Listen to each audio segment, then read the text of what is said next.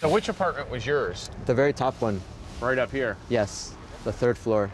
When the eviction notice first appeared, Yvonne Wagmar didn't believe it. It's already getting, I guess, erased for me. In an already tight housing market, the new owners of his building had other plans. They say they approached renovations with respect for tenants and the law in mind. But Yvonne was still forced out. Oh, new framing. They're renovating. Yep. Renovation at 245. Sometimes the renovations are so minor that tenants protest why they should even be forced out. That happened earlier this year here, where tenants say little work was done after they were evicted, only to see new tenants pay substantially more, often when foreign investors buy up rental real estate.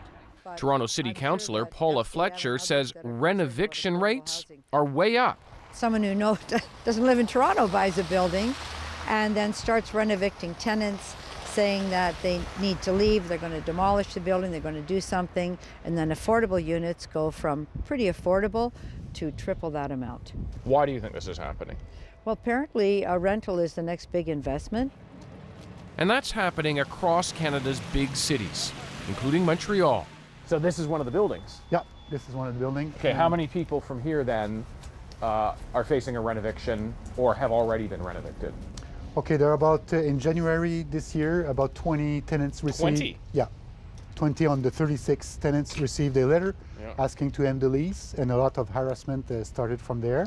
Housing advocate Martin Blanchard is inundated with reports of renovictions. How many calls are you getting about this? We used to get, I don't know, 50 to 100 per year. Now we get many hundreds every year. It's a crisis. How easy is it to fight? It's very hard. Inside that building, advocate and tenants are planning their next moves. Yannick Merion lives in the basement. He, like most others here, have been told by the owner's representative to move out. Always say, oh, you don't have the choice, you have to leave. Not maybe, it's you have to leave, we have to do this, it's dangerous for your life.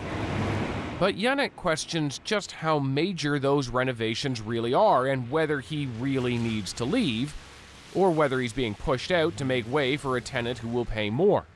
I don't have the time and I don't have money to leave or buy something else.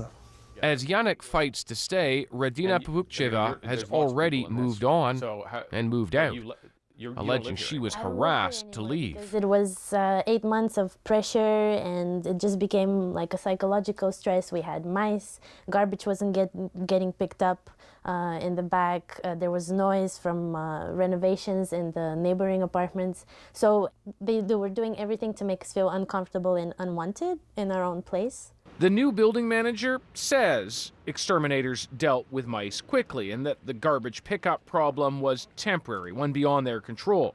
He also argues renovations were extensive, $100,000 for plumbing alone.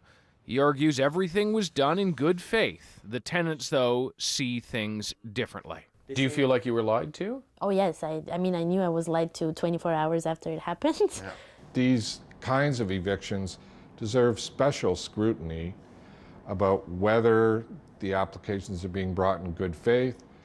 Lawyer Kenneth Hale can barely keep up with the renovictions brought before him. He's calling for action in Ontario to ensure owners prove that proposed renovations are so substantial eviction is really the only answer. They should take away the economic incentive to evict people, and that would be by putting restrictions on the amount of rent increase that can happen in between tenants. Because right now it's unlimited, and we just see it as an opportunity for landlords to rent gouge. And that shouldn't be allowed. These are your neighbors? Yeah, this was my cousin's hangout spot. Yvonne has moved back in with his mother, unable to afford rent and stay in the same area. He's coming to terms with the loss of his home. But I've been pretty depressed since this happened. I honestly haven't even unpacked my stuff. Like, I packed it up quickly to get the hell out, but I haven't unpacked stuff. I don't kind of want to look at it, or I'm still absorbing this. Now he helps others fight. helps the many he knows facing renoviction to use the law and push back. It's not an easy battle.